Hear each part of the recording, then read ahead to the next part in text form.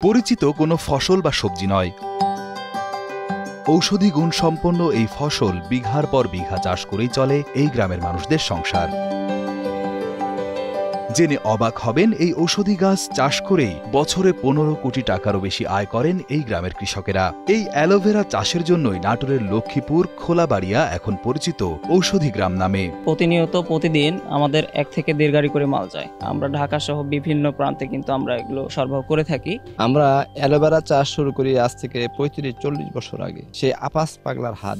প্রতিদিনের চাহিদা হলো 25 থেকে 30 টন। অ্যালোভেরা চাষ পদ্ধতি বেশ সহজ ও লাভজনক। দোআঁশ ও বেলে দোআঁশ মাটি অ্যালোভেরা চাষের জন্য সবচেয়ে উপযোগী। অ্যালোভেরা চারা রোপণের প্রায় 8 থেকে 10 মাস পর থেকেই এর পাতা সংগ্রহ করা যায় এবং বছরে 2 থেকে 3 বার ফসল তোলা সম্ভব। ঔষধি গুণসম্পন্ন অ্যালোভেরার জেল ত্বক ও চুলের যত্নে অপরিহার্য।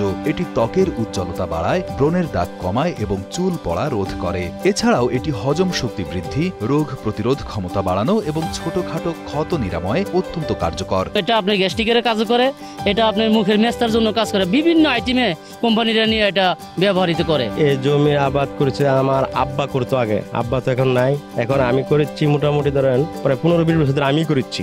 শুধু চাষ নয়, নাটোরে গড়ে উঠেছে ছোট ছোট প্রসেসিং ইউনিট, যেখানে অ্যালোভেরা থেকে জেল, জুস, শরবত সহ বিভিন্ন পণ্য তৈরি হচ্ছে। এই পণ্যগুলো দেশের বিভিন্ন প্রান্তে যাচ্ছে এবং বিদেশেও রপ্তানি হচ্ছে, যা স্থানীয় কর্মসংস্থান সৃষ্টিতে গুরুত্বপূর্ণ ভূমিকা রাখছে।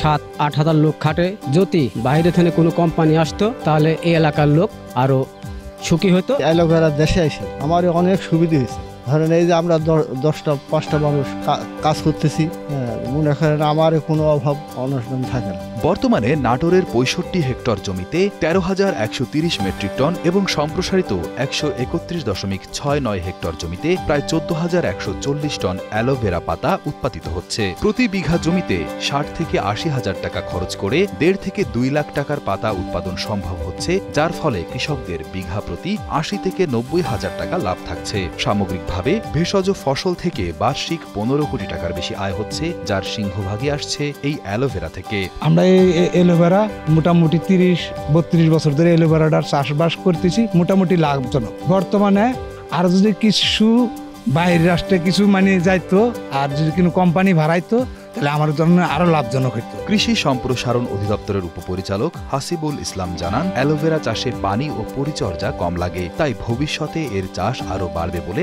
আশা করা হচ্ছে। প্রকৃতি ও কৃষকদের পরিশ্রমের সমন্বয়ে নাটোরের অ্যালোভেরা এখন সম্ভাবনার নতুন নাম, যা দেশের অন্যান্য অঞ্চলের জন্য একটি উদাহরণ সৃষ্টি করতে পারে। এই অ্যালোভেরার যদি এর ব্যবহারটা যদি বিভিন্ন কসমেটিক্স কোম্পানিগুলো এটি নেয় এবং ব্যবহার করে, তাহলে আমার মনে হয় এখানকার যে চাষিরা আছে তারা আরো উৎসাহ পাবে এবং তাদের এই অ্যালোভেরা চাষের প্রতি আরো মনোযোগ হবে।